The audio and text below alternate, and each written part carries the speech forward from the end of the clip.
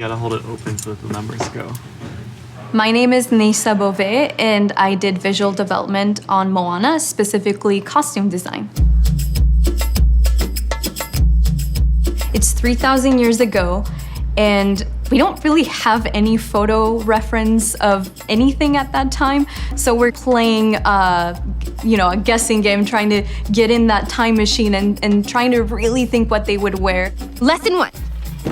We looked at a lot of different cultures in the Polynesian islands and Pacific islands of what they wore. A lot of the things we were doing is interpreting and thinking, could they really make this? You can do this.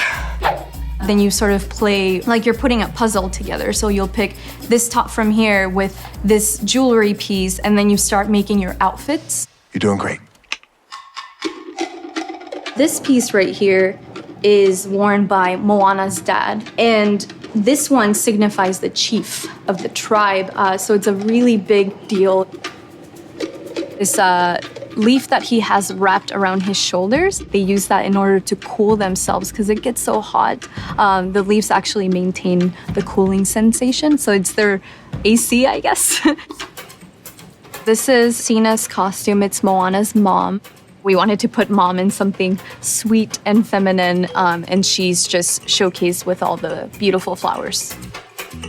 We have some woven ceremonial belts made out of pandanus. The pandanus is made out of a plant. They take the leaf and they shred it into strips. If you leave it fresh, it'll be more green. The more you let it dry, it becomes more of a yellow color. For something sturdy, you want a bigger weave. But then for something delicate, you're gonna use a smaller weave. You surprised me. And I'm gonna jump to my favorite female background characters. It's this one right here, based on the Vanuatu women. Oh, this is my favorite one. Ta-da! We have skirts made by our costume consultant. It's made out of pandanus, like you saw before. And this is quite heavy, so she's gotta be a pretty athletic type to carry all this weight.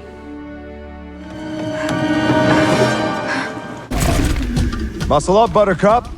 Moana's an adventurer, she's a voyager, so what she's wearing has to be functional. You can't just put a pretty outfit on her, it has to make sense.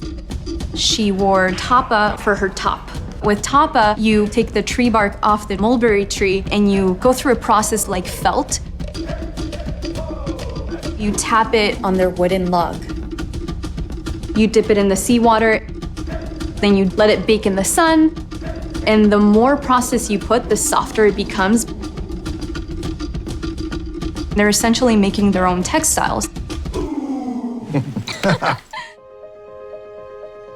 Moana's necklace was a really cool piece to work on. It's a prop, but it's such an important prop to the storytelling process, you have to make it very unique. I did a lot of variations. We finally found the abalone shell. It's sort of covered in this layer of what almost looks like rock. But then when you sort of chip it away, you reveal this vibrant blue color that looks magical. It looks like a gemstone almost.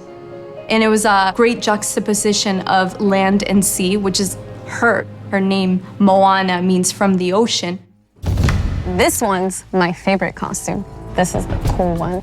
She's sailing off to find islands, and she's leading her people in this new voyage, and what is she gonna wear?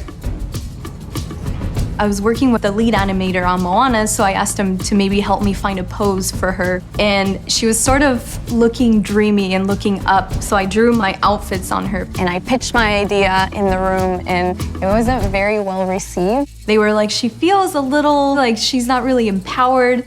Did not see that coming. So then we went back to the drawing board, and our character director, he helped me out with a pose, and she looks like a warrior. And then I showed the guys and they're like, yes, this one's the one. We did it! And there she looked like she was ready to sail. I was trying to come up with something that anybody can look up to and say, I want to be like her. Moana, Moana, you're so amazing. We put so much time and love into every piece. We really look to be true to that culture. So I hope when the audience looks at it, they can see all the different details we added to each piece and how meaningful it is, not to only us, but I hope they get inspired by it too.